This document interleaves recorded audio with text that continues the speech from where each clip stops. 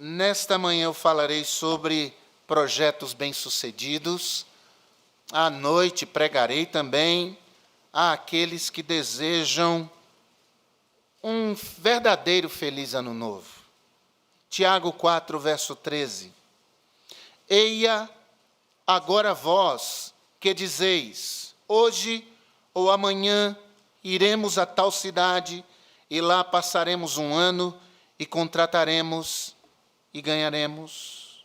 Dá-nos tua graça, meu Deus, por favor, fale conosco, Senhor, que nós ouçamos esta palavra de boa mente, sem preconceitos, que esta palavra, que é martelo que esmiuça a pedra, esmiuce corações empedrecidos, endurecidos para ti. E assim oramos, para o teu louvor e glória, e gratos em nome de Jesus. Amém. Podem sentar, irmãos. O início de cada ano é um gerador de ansiedade para muita gente. É um gerador de preocupação para outros. É um gerador de insegurança ainda para outros. E todas essas reações se encaixam dentro de expectativas. Há pessoas que se deprimem com expectativas, são os ansiosos. Há pessoas que se deprimem com expectativas, os inseguros. Eles ficam com medo, eles ficam temerosos. Mas o povo de Deus, que conhece ao seu Deus, não tem medo do futuro, porque sabem que Deus estará no futuro. Que Deus se fará presente e sempre ativo em seu futuro.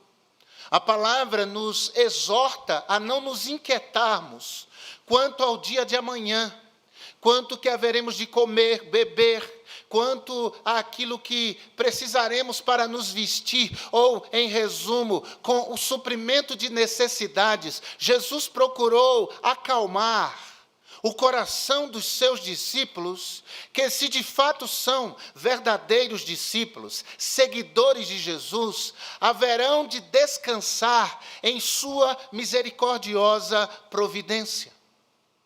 Porém, a Bíblia não exclui da vida humana, muito menos dos filhos de Deus, a possibilidade de fazer planos, a possibilidade de desenvolver projetos para o seu futuro. Isso é absolutamente saudável. Porque quem não planeja, quem não pensa a médio e longo prazo, é como um barco no meio do oceano sem vela. É um barco no meio do oceano sem leme. Ou seja, essa pessoa vive ao sabor das marés. Essa pessoa vive ao sabor das correntes. Para onde me levarem, levaram. Esse tipo de vida displicente não tem eco na palavra de Deus quando se trata dos filhos de Deus. Os filhos de Deus devem ser previdentes. Os filhos de Deus devem ser criteriosos e devem ser cuidadosos. Os filhos de Deus devem ser previdentes, devem cuidar. Ou seja, devem viver uma vida responsável.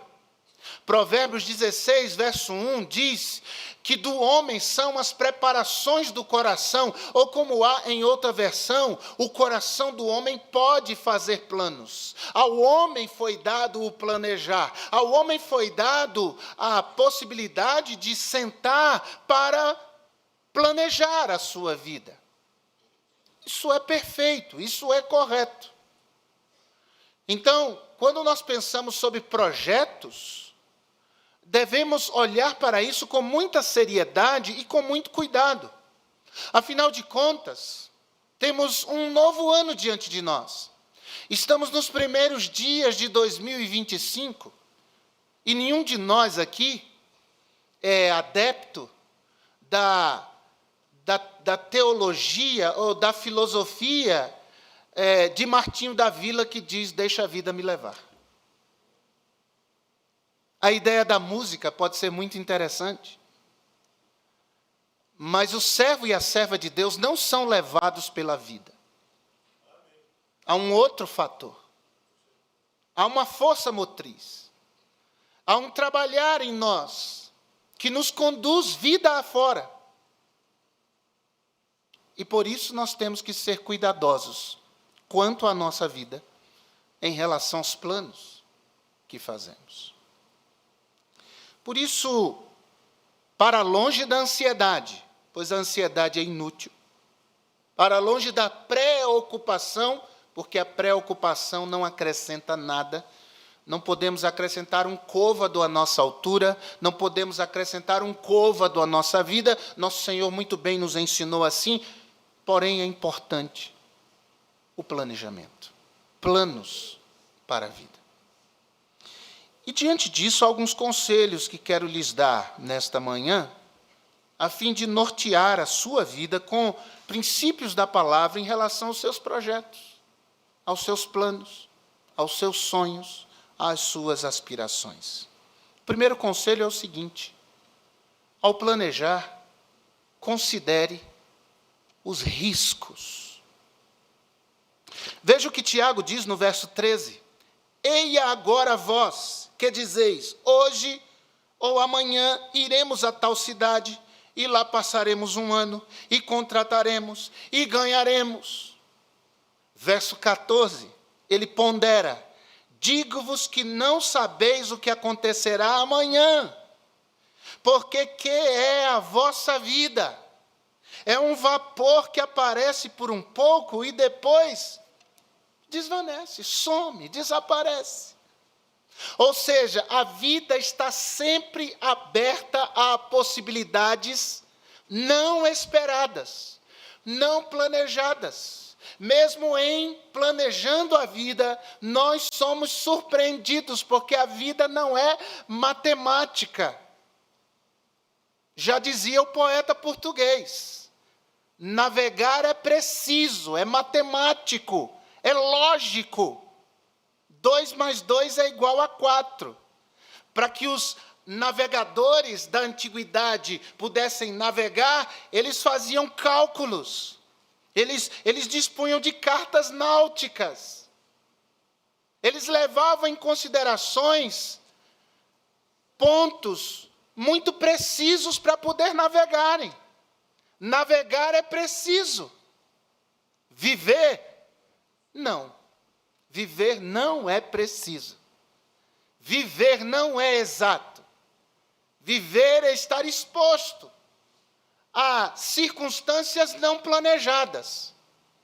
Quando o apóstolo Paulo, em Atos capítulo 28, naquele navio que está indo para Roma, ele diz aos responsáveis, ao capitão, ao responsável pelo navio, que não era aconselhável navegar, porque o inverno estava chegando e com ele as tempestades.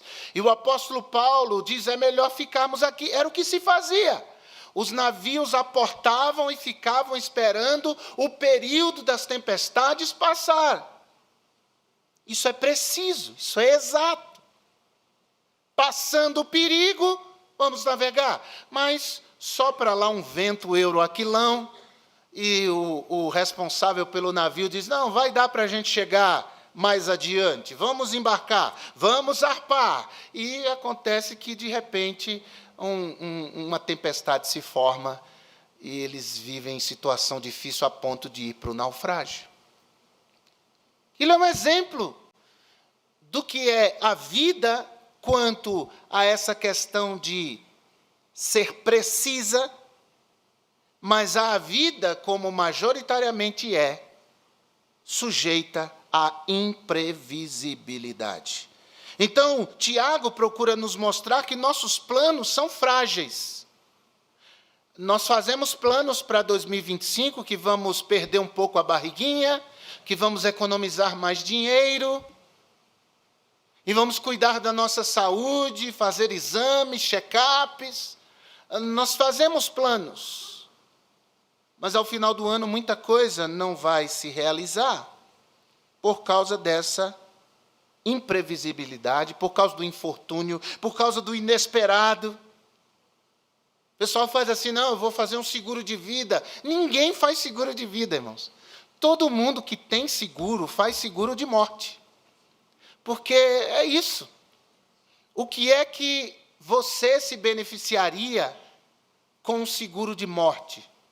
Absolutamente nada. Quem se beneficia é a esposa, é o marido, não é? A gente faz um seguro pensando no pior. Se acontecer, os meus estão seguros. Aliás, uma mulher falou isso para o seu marido, né? Quando ele fez o seguro, disse assim, então, porque quando você morrer, eu vou comprar uma casa menor, um apartamento na praia e vou viver lá. E o marido olhou e disse assim, quem falou que eu vou morrer primeiro que você? Não é verdade? As estatísticas dizem que o homem morre primeiro que a mulher. Estatisticamente, o homem vai primeiro. Como eu não sei ler estatísticas, irmãos, eu vou viver muito tempo. Já está combinado com Márcia, tudo certo. E o seguro de morte também. A vida, Tiago diz, é como a neblina, é como um vapor. E aqui vou falar de algo muito desagradável. Para você não ficar achando que eu estou rogando praga, esse ano pode ser o ano da minha partida. Você entendeu, né? Para ser educado, pode ser o ano da minha partida. Então, leve em consideração os riscos. Mas, ao planejar, leve em consideração também o próprio planejamento. Cuide do seu planejamento de vida. Cuide dos passos que você dá. Pense nisso. Pondere isso. Leve em consideração, porque a falta de controle sobre o futuro, essa imprevisibilidade da vida, não nos autoriza a sermos irresponsáveis. Todo mundo tem que ter alguma coisinha guardada lá. Não é milhões. Alguma coisinha você tem que ter guardado. E tem gente que tem um aumento de salário, ou o salário mínimo vai aumentar esse ano para 1.500 e quanto? 18. Isso é uma enormidade de dinheiro, meu Deus do céu. E aí o que é que a pessoa já está contando com isso? Uma pessoa me dizia isso. E o sujeito contava com um dinheiro que seria pago, sabe essa coisa, não tinha dinheiro nenhum, e ele já gastou. Aí quando ele foi se inteirar que ele não teria direito ao dinheiro, ele entrou em desespero. Falou, mas eu já gastei. Você gastou, que você nem tinha. Nós temos que planejar. Ao homem é dado o planejar. O texto diz no verso 15 de Tiago 4, em lugar do que devias dizer, se o Senhor quiser e vivermos, faremos isto ou aquilo. Tiago não está anulando o ato sábio de planejar. Tem gente que diz que planejamento é tolice, é bobagem. Temos que viver simplesmente cada dia e sem nos preocuparmos. E eu entendo isso, eu vivo cada dia e tento viver cada dia na intensidade que ele requer de mim. De não perder tempo com bobagem. Mas ao homem foi dado planejar. E há 3 razões para nós planejarmos. Primeiro, a sabedoria judaica nos ensina a planejar. Quando nós lemos a Bíblia em Provérbios, por exemplo, que é um manual de vida, Provérbios 20, versículo 18, diz que os planos mediante os conselhos têm bom êxito. Faze guerra com prudência.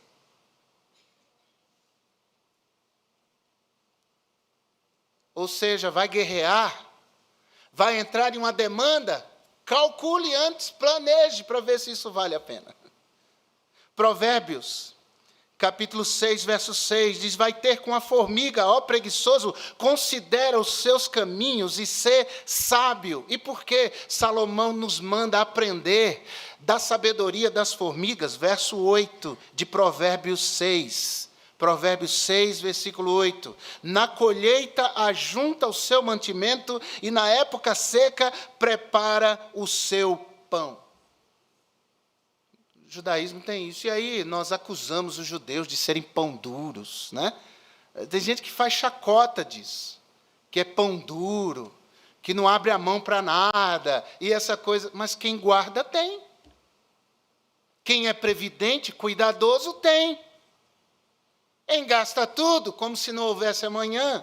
A Bíblia nos ensina. Planeje, pense, cuide, administre com sabedoria aquilo que Deus pôs em suas mãos. Uma segunda razão para que nós planejemos é que o povo de Deus também praticou isso. E a Bíblia fala muitos exemplos do povo de Deus na prática, exercitando esses princípios. Davi, por exemplo, ele não construiu o templo, mas ele fez parte de todo o planejamento.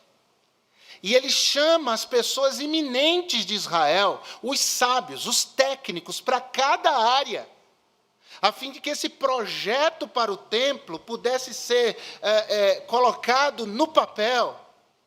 Isso facilitou muito para a construção posterior, através de seu filho Salomão. Quando o povo de Deus entrou na terra prometida, eles precisavam dividir a terra.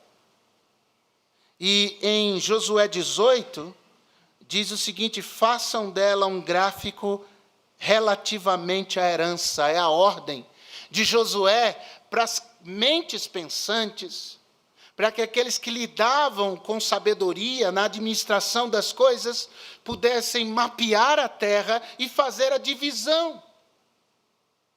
É muito interessante isso. Porque um líder não é aquele que sabe tudo, e você não sabe tudo. Alguns acham que sim, mas não. Ninguém sabe tudo. Me lembro de Fábio Mariano, de saudosa memória, meu amigo querido. Ele dizia assim, quando eu falava com ele, então, eu precisava disso, disse isso, pastor, eu não sei, mas eu sei quem sabe, eu vou atrás. Achava lindo isso. Eu não sei, mas eu sei quem sabe. Isso é a sabedoria. Porque a coisa mais triste, irmão, é uma pessoa que faz tudo da cabeça dele. É tudo sempre do jeito dele. É tudo sempre à moda do que ele pensa. Ele não procura conselhos, ele não procura ouvir, ele não procura pessoas mais experientes, ele não procura gente espiritual para julgar questões espirituais. Ele faz do que dá na cabeça dele. E o final é desastroso. Terceiro motivador para nós planejarmos é o próprio Jesus. Em Lucas 14, 28 a 31, Lucas 14, 28 a 31, Jesus diz: pois qual de vós, pretendendo construir uma torre, não se assenta primeiro para calcular a despesa e verificar se tem meios para a concluir? Para não suceder que, tendo lançado os alicerces e não a podendo acabar, todos os que a virem zombem dele, dizendo: este homem começou a construir e não pôde acabar. Jesus ensinou. E ele falava aqui no contexto do discipulado, do ato de segui-lo, calcule o preço. A salvação é de graça. Mas seguir a Jesus tem um preço. Ele nos chamou à renúncia. Ele nos chamou, em última análise, a pagar o preço. Há desaforos que a gente ouve e engole, irmãos, por causa de Jesus. Há coisas que às vezes falam em relação a nós ou contra nós. Já passou, você, por essa experiência? Eu já zilhões de vezes, na hora não vem nada na cabeça para eu falar. Isso é Deus. Isso é Deus. Porque 5 minutos depois da conversa, entrando no carro, indo para casa, vem zilhões de respostas. Isso é Deus. Há coisas que nós deixamos de ter, deixamos de alcançar, porque amamos Jesus. Promoções que dizemos não, porque amamos Jesus. Amizades que renunciamos, porque amamos Jesus. Há um preço em seguir a Jesus. O filósofo Aristóteles, é atribuída a ele a frase que diz: as pessoas dividem-se entre aquelas que poupam, como se vivessem para sempre, aquelas que gastam, como se fossem morrer amanhã. Planeje. Leve em consideração o planejamento. Faça uma planilha. Ou case com uma contadora igual eu. Pronto. Está tudo certo. Planilha não falta. É tão fácil fazer que eu nem tenho paciência. Ela faz.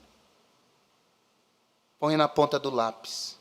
Calcule sua vida. Calcule os preços que você vai pagar. Você vai ser bem-sucedido. Mas há um último conselho, o mais importante de todos. Ao planejar, considere Deus. Considere a Deus. Como disse, ao homem é dado planejar, Provérbios, capítulo 16, verso 1, mas o verso 15 de Tiago 4, veja aí, diz: ao invés disso, devias dizer, se o Senhor quiser,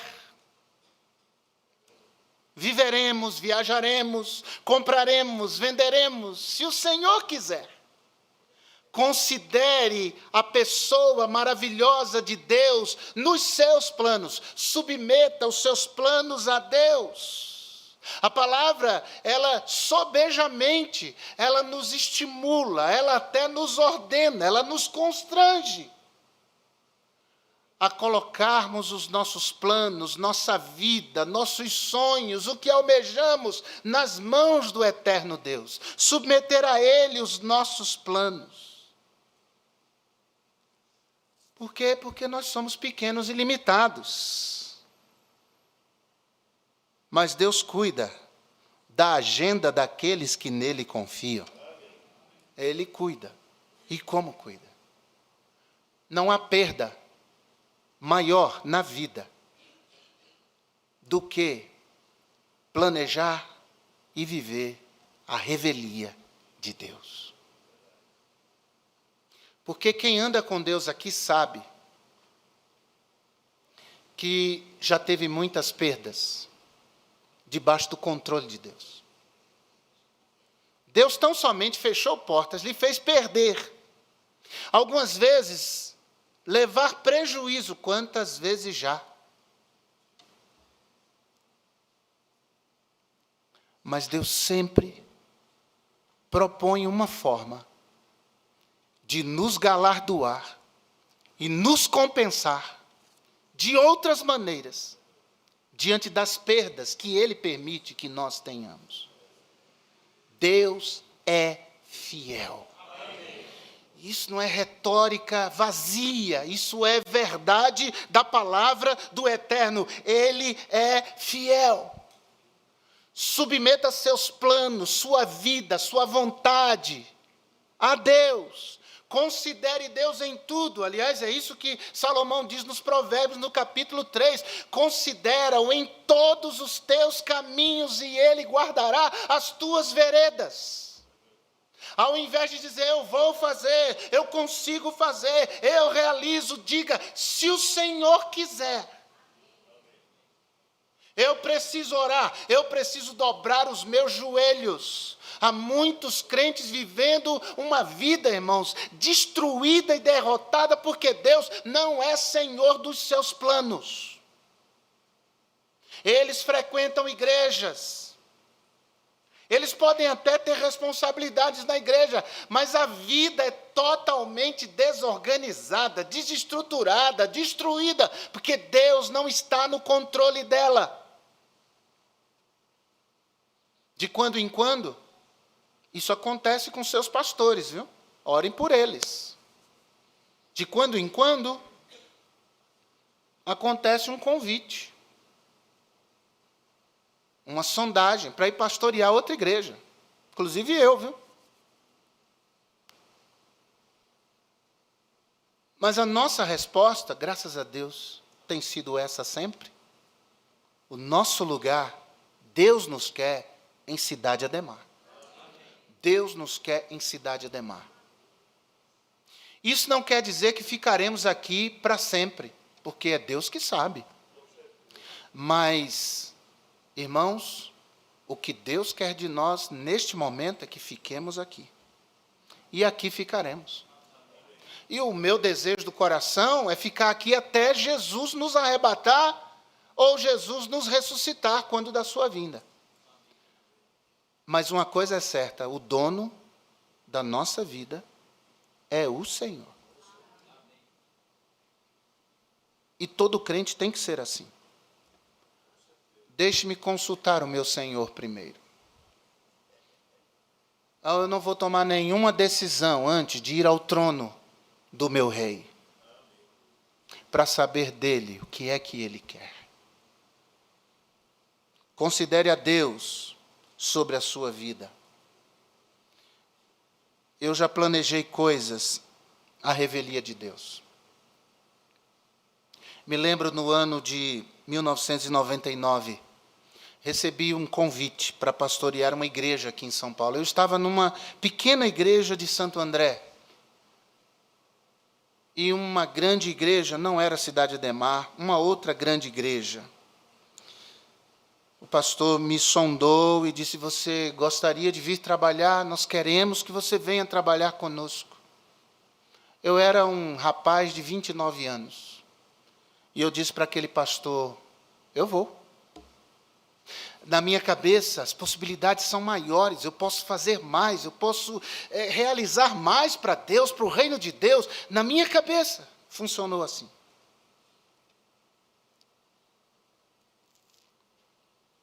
Mas eu não podia ir naquele ano. Eu só podia ir no ano seguinte. Irmãos, naquele ano, nossa igreja lá, uma bênção, igreja cheia, igreja vibrante, igreja missionária, igreja evangelizadora. Nós tínhamos palanque para montar nas praças para fazer culto ao ar livre. Fazíamos, é o meu sonho aqui, a gente tem um palanque, atenção aí, marceneiros de plantão, eu quero um palanque, uma coisa que seja fácil de desmontar, e que caiba um coral inteiro lá em cima, para nós fazermos culto ao ar livre. A igreja vibrante lá, irmãos. E naquele ano, tanta coisa difícil aconteceu. A obra missionária da igreja foi lá para baixo. Os irmãos foram tomados por uma sensação de estarem desmotivados. E o meu coração começou a pesar e eu fui aos pés do rei. O rei me disse, eu não quero que você saia daí agora. Quem mandou você falar para o pastor lá que você vai? Eu lhe autorizei a dizer, não com essas palavras, irmãos, mas isso pulsava no meu coração. Eu vivia angustiado dias, sem dormir direito. E lembro que eu dava aula aqui no seminário às quintas à noite, era o meu dia. Eu saindo da aula, saindo aqui para o estacionamento, pastor Josué tinha uma Paraty vinho. Quem lembra? Paraty vinho. Aquela Paraty. Foi para o céu, esses carros, tudo foi para o céu. Aquele carro santo. E aí ele entrou dentro do carro e estava saindo, e eu corri. E ele do lado de lá, o volante, eu do lado de cá, do lado do passageiro, eu bati no vidro, ele baixou o vidro, e ele disse, diga filho. Eu falei, pastor, já aconteceu alguma vez na sua vida o senhor tomar uma decisão que foi precipitada e depois ter que voltar atrás? E eu já estava preparado para ele dizer assim, nunca. Estava preparado, já estava ali só segurando o soco. Ele olhou para mim e disse assim, muitas vezes.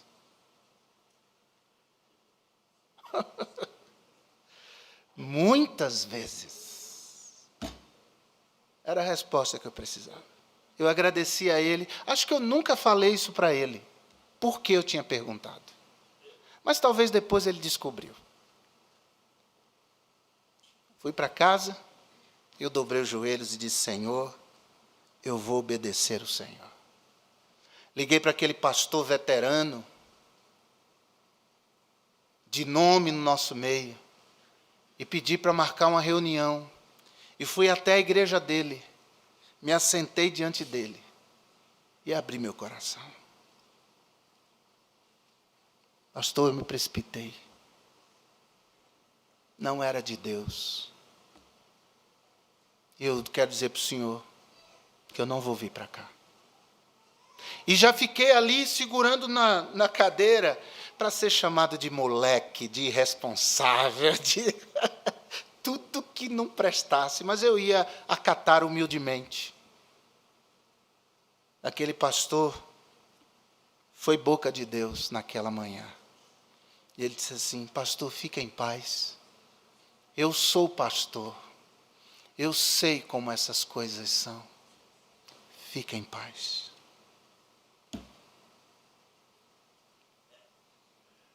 Ficou uns meses meio de cara fechada para mim. Mas depois, irmãos, ficou normal. Até a sua morte tínhamos uma proximidade muito grande. E eu fiquei em Santo André. O tempo que Deus queria. Quando nós concluímos a construção, a igreja ia bem mesmo. 200 à noite no culto, gente sendo batizada, gente se convertendo. Mas o meu coração não estava mais lá. Deus tirou o meu coração de lá. Foi o tempo que nos pusemos a orar. Eu sabia que ia sair, mas não sabia quando. Mas eu sabia que meu tempo ali havia terminado. Quando o pastor Josué me ligou, marcou uma conversa e disse: eu gostaria que você viesse trabalhar comigo em Cidade Ademar. E oramos ainda meses por isso, porque eu não queria errar. Eu não podia errar. Eu aprendi que os planos são vitoriosos e bem-sucedidos quando nós consideramos o nosso Deus nesses planos. Eu estou aqui há 20 anos, irmãos. E eu louvo a Deus por esse privilégio de servir a Cristo neste rebanho. Eu estou abrindo meu coração para com autoridade dizer: submeta se você ainda não submeteu. Você pode ter 300 anos de igreja. Eu estou falando para você, não ouça a minha voz, ouça a voz de Deus. Coloque Deus em primeiro lugar na sua vida. Olhe para trás e veja quantos erros, quantas decisões equivocadas você tomou, porque você tem a mania de fazer as coisas com base no que diz o seu enganoso coração. Submeta sua vida a Deus. Não faça de 2025 o mesmo que você tem feito nos anos anteriores. Viva-o diferente. Viva-o em obediência, em humildade, em retidão, em submissão ao senhorio do nosso Pai Celestial. Do contrário, verso 16, para eu encerrar. Agora, entretanto, vos jactais. É a coisa da pessoa soberba. Vos jactais das vossas arrogantes pretensões. Porque toda ação sem oração é presunção, é pretensão. Vos jactais das vossas arrogantes pretensões. Toda jactância, todo orgulho semelhante a esta é o quê? É maligna. Isso tem a ver com o diabo. E nós não temos a ver com o diabo, nós somos de Deus. Então a verdade direta desse texto é: não planeje, não caminhe, não viva sem Deus. Nossos planos são frágeis, nossa vida é frágil, mas nós podemos confiar na direção de Deus. Esse é o segredo. Você podia orar comigo agora? Ó Deus, nós ouvimos a Tua palavra. Como nós somos orgulhosos, Senhor. Nós reconhecemos como nós somos presunçosos. Não devíamos ser, porque conhecemos Jesus. Porque fomos alcançados pelo Seu amor, nós não devíamos. Nós pedimos perdão porque temos dado lugar ao diabo. O diabo é orgulhoso, é presunçoso, é inimigo do Senhor. E muitas vezes temos nos alinhado a Ele, Pai. Pedimos perdão por isso. Essa manhã o Senhor falou conosco. Esse orgulho só tem nos atrapalhado. Só tem nos feito mal. Tem desfigurado de nós a imagem de Jesus. Ó Deus, perdoa-nos por não vivermos pela fé como deveríamos. Pai, nós fazemos planos, mas nessa manhã estamos submetendo tudo ao Senhor. É isso que o Senhor quer. E se o Senhor não quiser, meu Deus, se o Senhor não se agradar, nós não queremos. Nós não queremos, nós rejeitamos todo plano, por melhor que seja, se o Senhor não se agradar. Mas se o Senhor se agradar, eu sei que vai ser o melhor para nós. E nós estamos aqui em oração ainda, meus irmãos. E eu com vocês. Se você quer agora colocar esse ano nas mãos de Deus, para que Deus diga a você o que planejar e o que fazer, quero que você venha à frente agora. Venha trazendo sua família. Venha trazendo seu emprego. Venha trazendo sua saúde ou enfermidade. Venha trazendo seu coração. Mas venha como quem quer se submeter, quem vai se submeter. Se você escolhe o orgulho transformou anjos em demônios. Eu tenho pena de você. Mas se ao invés disso você vier dizendo: Pai, se o Senhor quiser eu farei. Eu submeto a minha vontade à Tua vontade. Ó Senhor, quebranta o Teu povo, meu Deus. Tanto coração duro, cheio de si, dono de si. Oh meu Deus, como é difícil. Quebranta-nos, Senhor. E que o Senhor realize o plano glorioso, o planejamento eterno que o Senhor tem para as nossas vidas. Abençoa meus irmãos aqui. O Senhor sabe de tudo. O Senhor sabe o que se passa no coração deles. Eu te louvo porque esses corações estão abertos para Ti. Que eles sejam bem-sucedidos, meu Deus, neste ano. Que o Senhor leve suas vidas a bom termo. Eu sei que eles experimentarão perdas, talvez até prejuízos. Mas as perdas e prejuízos, o Senhor transforma em ganho, em lucro, em bênção, em alegria, em satisfação, em uma vida feliz em Ti. Abençoa as famílias dos Teus filhos, a saúde dos Teus filhos, o trabalho dos Teus filhos, a subsistência dos Teus filhos, a vida espiritual dos Teus filhos, que seja abundante, frutífera, em abundância para a Tua glória. E não queremos cometer os erros de 24, Senhor. Por isso nos submetemos a Ti. E quando fomos tentados a tomar decisões sem Ti, meu Deus, que o Senhor põe um peso no nosso coração. E ao obedecermos o Senhor, que o Senhor põe a alegria, a satisfação, o deleite de fazer a Tua vontade. É isso que oramos, em nome de Jesus.